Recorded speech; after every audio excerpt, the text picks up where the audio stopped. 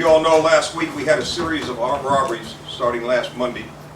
The first one occurred in a Memorial parking lot on December the 8th, in which an employee was leaving the parking lot, was confronted with a weapon, forced to drive. Subject got in the back seat behind him, forced to drive, and was led off somewhere around Legion Street and took money from the victim. The victim then called us.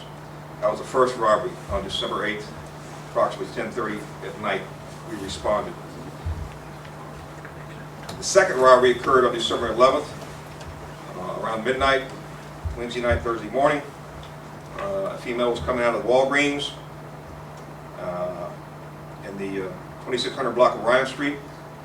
She was confronted by, again, another subject, black male, thick black rimmed glasses. Again, she was forced to get into her vehicle. The subject got behind her in the driver's side back seat, forced her to drive to originally the Capital One that was closed, and then went to the Chase ATM on Broad and 2nd Avenue, where she was forced to take out money out of the ATM machine, and then she was let out, actually at her residence. And then she called when we responded to that. The next robbery occurred that day, later in the day, on Thursday, at approximately 10:28 a.m.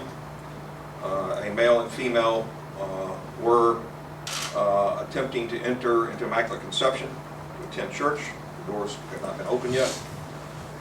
They were approached by a black male, fits the same description, and were told they had envelopes of money, and the female, he did take some money, but the female refused to give up one of the envelopes, is reported in the press.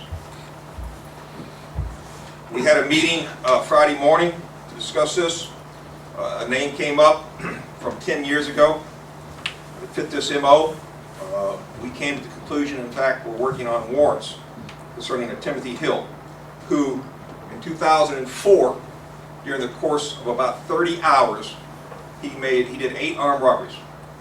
And he kept getting progressively worse each armed robbery. And including the last one, I believe he beat and put a woman in a closet. I remember the robbery was somewhere around Ryan Street. We ended up getting in a foot chase with this guy. And I remember it distinctly. He took, we knew he was hiding under a house. Literally the last house we came to, he could have been in. The K-9 sniffed him out. And he eventually came out from under this house. Now we've got 10 police officers with weapons drawn, a K-9. He comes out from underneath the porch holding 2 chunks of concrete. Now that gives you an idea of the mentality of this subject. And he was smoking crack cocaine. Now, he was convicted 10 years ago. Judge Carter's court. Received a 10, 11-year sentence for 8 armed robberies. And he was paroled October of this year. So he just got out. His parole ends next year, 2015. So, for 8 armed robberies, he did 10 years in prison. The system failed 10 years ago. We shouldn't have to be dealing with him. We've got 5 separate victims who had to go through the trauma they went through. Imagine being held up at gunpoint, then getting in the back seat behind you with a gun, not knowing if you're going to be shot when you get that money out of that ATM. That's 5 victims we've had traumatized because the system failed. So, Friday morning, or this past Friday, approximately 12:38 p.m., this is Officer Chris Bodan. Chris Bodan is an 8-year veteran of the United States Marine Corps, and he toured Afghanistan. And he's been with the Lake Charles Police Department about 2 years. This is the kind of officers we want. Officer Bodan is in the ATM at Chase Bank, the same Chase Bank on Broad Street, 2nd Avenue, when a vehicle heard a screeching of tires and a vehicle almost rams him, which of course got his attention. The vehicle then turns and goes back on 2nd Avenue, and then as the vehicle's still moving, a subject jumps out of the vehicle with a gun in his hand and starts running north towards Sunlight Manor. Officer Bodan then gives pursuit in his car, can only go so far because there's a fence, and gets out and gives a foot pursuit. While this subject is running with a gun in his hand, he's by himself pursuing this subject on foot, doing what we do every day. Officer Bodan was able to apprehend him inside the Sunlat Manor, and there was women and children all over the place. He was apprehended. He had the victim's ID in his pocket, in addition to the cash that he just stole from the victim, which is our 4th robbery, 5th victim. As a result, we still do not have a warrant on this subject, Timothy Hill. And if we pop that photo, Gordon. This is him. As you can see, pretty distinctive eyeglasses. So, we have obtained warrants on the other 3 robberies. The Walgreens, the church, and of course, the last one where he was apprehended. So far, he is charged with 3 counts of armed robbery, 3 counts of armed robbery of the firearm, aggravated kidnapping, 2 counts, and he has a $2.3 million bond, Judge Ritchie, I believe. Is that correct? And in addition to that, there is a parole hold on him, so he's not going anywhere. See this officer here? He put himself in harm's way, ran down a suspect by himself, an armed robber, with a gun, and he makes $14.87 an hour. $14.87 an hour. That's what the city pays him. That's a travesty. That's a shame. They ask me all the time, where do you get such officers? What are you doing to recruit officers? I think we're doing a pretty good job, but we're doing a lousy job of retaining these officers. I just lost 2 officers at the state police. They handpick them. I just lost an officer to the parish to run the juvenile detention center. Handpick them. Well, I'm tired of it. Damn tired of it. And I thank you, Chris, for what you did. And what all I can do is give you a commendation coin. This is something I did.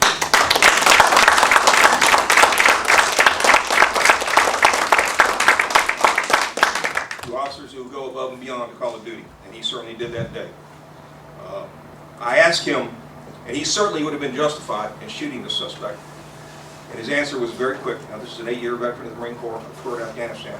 Chief, I was worried about missing him and maybe hitting a woman or a child in that project. That's the kind of officers we want. Now, you know, hopefully this is a lad. He's been arrested starting when he was 20 years ago, when he was 18. And you can tell, getting progressively worse, progressively worse, progressively worse. Why he was given a second chance? More than a second chance. And I'm going to let Mr. DesRosiers explain to you what he can be charged with, what these sentences are, but he does not deserve another chance at society. He doesn't deserve it. And if he had not caught him between Friday and now, who knows how many more victims there would have been? Who knows? Now, as it turns out, the weapon he had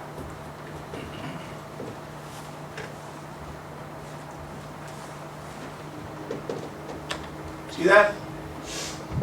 That's not a real gun. It had an orange tip on it. He stole that. Took the orange tip off. Now, I'd have shot him. I'd have shot him.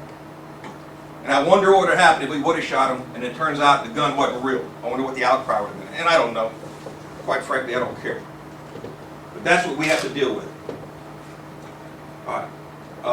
I'm going to let Mr. DesRosiers say a few words, and then this is kind of a first that I will, if you'd like to ask Mr. Bodan some questions, I'll allow that, as long as you understand this is a pending investigation and there's some things he can't say or can't say, but he's certainly allowed to give you his perspective of what happened. John.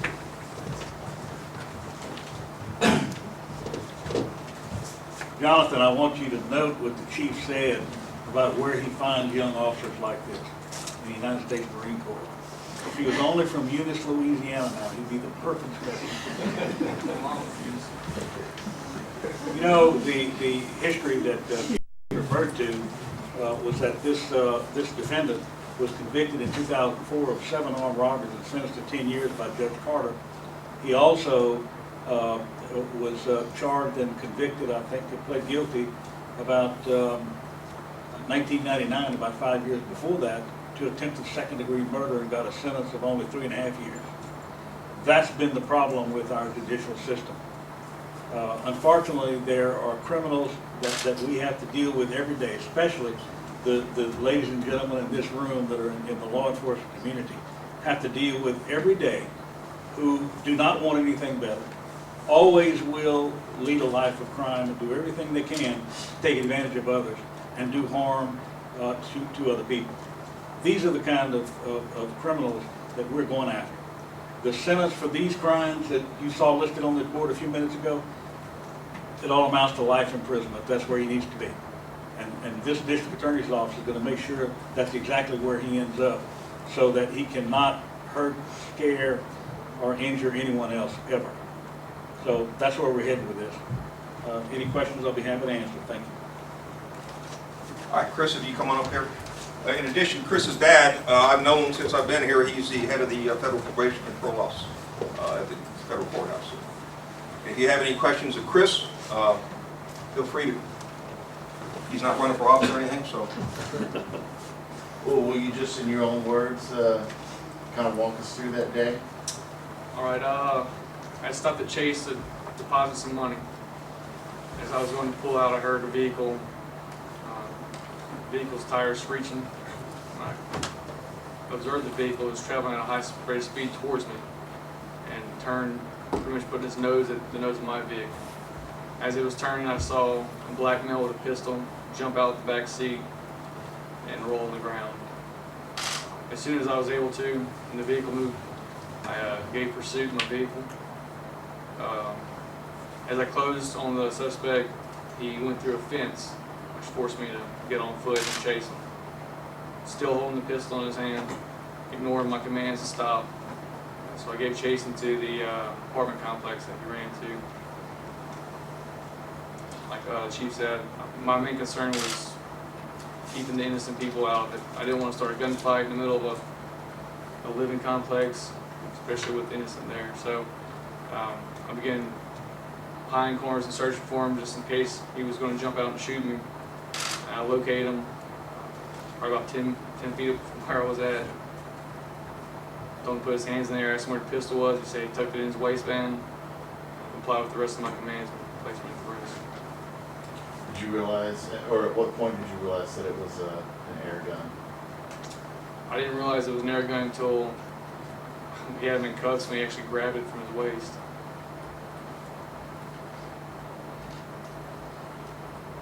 When you saw what happened in the parking lot, did you immediately put two and two together that this could be related to the other ones?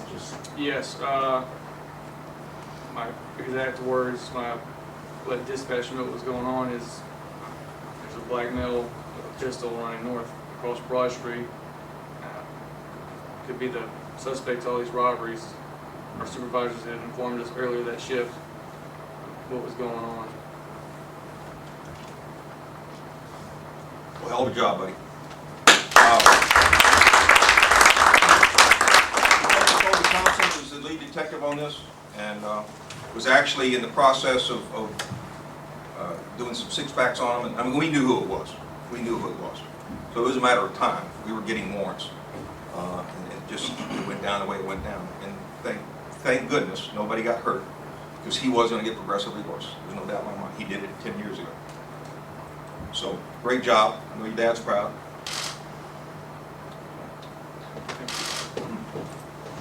If you have any questions of me or Mr. DeRozier. All three times, did you get behind him, or the person in the car? The 3 times in the car, yes. The other one was at the church, them trying to enter. I see Elijah Gilrea's here from the mayor's office. Thank you, Elijah. Yeah, the only time he did not use a car was in the when they were going to enter the church. We have, quite a bit of details on the first 2 car robberies in the church. Can you tell us a little bit about the last one? Yeah, he came out of a little doctor's office somewhere around Price Street, and the subject again came up from behind, got behind him, ordered him to go to the ATM, and I think he was actually transferring money from savings to checking so he'd go to the ATM machine. And so I think it was the second trip back there, if I'm not mistaken, is when he saw Officer Bodan, and then he gunned his car and almost hit him head on, which obviously caught his attention. And then the subject obviously knew something was up, and then as he squealed out, he jumped out of the car, and then of course he started running with the gun. But we were literally in the midst of putting together some warrants to go get signed as this happened. So the man who was kidnapped gunned the car toward the officer to get his attention. He was the driver, Okay. and he deliberately Right. almost rammed the officer, which was a brave act, extremely brave act, and then squealed out on 2nd Avenue, and as he was moving, the subject realized that he was in trouble. He'd rather, I imagine, thought his chances were better getting out on foot, and he ran straight to the project, straight due north, and then went through a opening in the fence, which forced him to stop his car and then give foot checks. One thing I didn't understand, you said there were 2 trips to the ATM that day? I think, it's my understanding he went there originally and had to go get some money and transfer it from saving to checking so he could draw ATM. It's my understanding.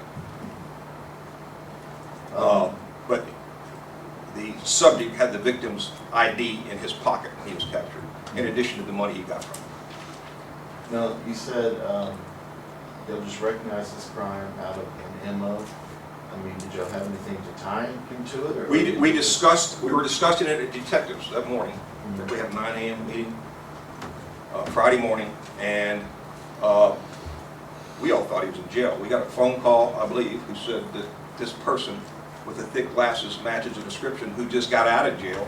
And as soon as we heard the name, I immediately remembered him from 10 years ago.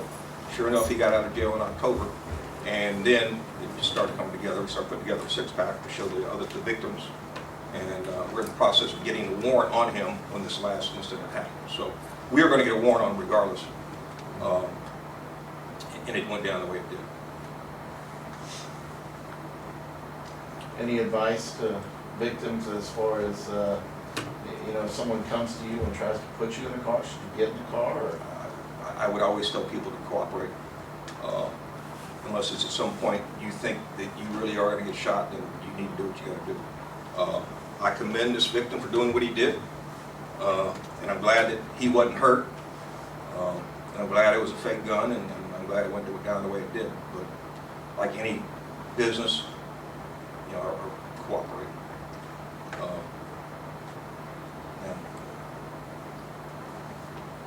But I would say, and I think you covered it in an article the other day, hey, be aware of your surroundings. Be aware of your surroundings. Be cautious. Get off that cell phone. When you're leaving your car to go somewhere or going from somewhere to your car, pay attention to what's around you. If you don't look right, don't do it. All right, thank you for coming. Have a nice day.